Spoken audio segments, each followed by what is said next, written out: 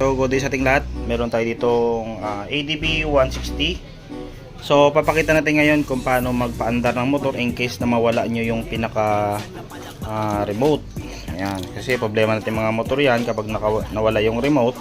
So paano natin mapapaandar yung ating mga keyless na motor. So ito ADB, so iba naman yung proseso ng pang Yamaha. So ito kasi Honda.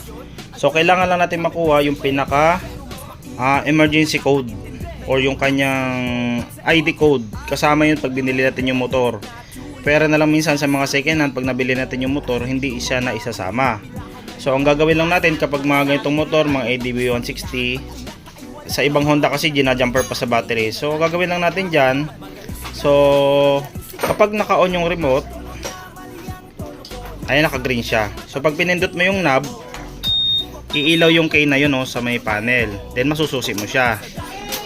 So pag naka-off naman yung remote, ayan, palagay natin nawala yung remote, naka-off. So pag pinindot natin yung remote, hindi na siya magbi-blink doon. Ibig sabihin, wala nang nagpi-frequency mula dun sa remote papunta dun mismo sa kanyang immobilizer.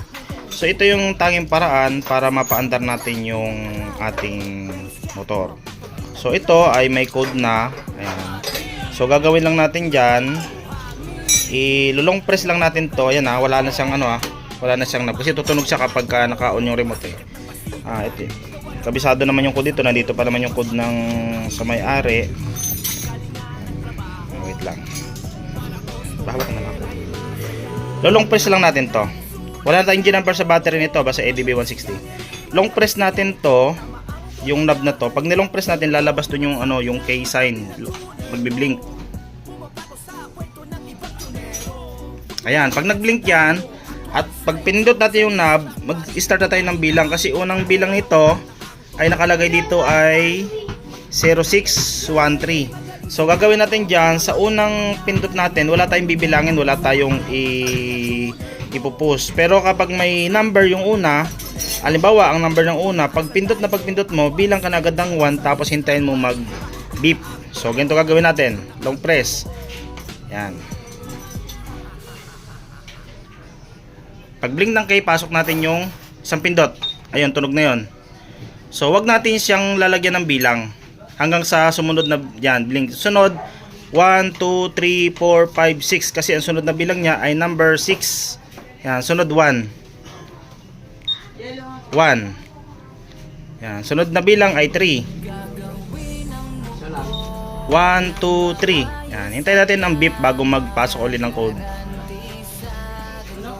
Sunod na bilang 9. 1, 2, 3, 4, 5, 6, 7, 8, 9.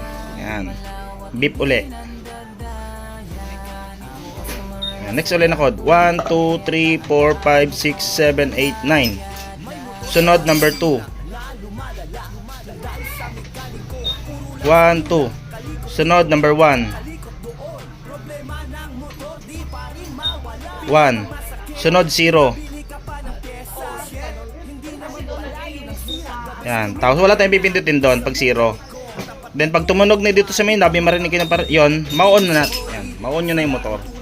Yan. So ganun lang gagawin natin para mapaandar natin yung motor in case na mawala yung remote natin. Pero in case na hindi nyo kabisado yung inyong code, nagre-retrieve tayo ng code nyan.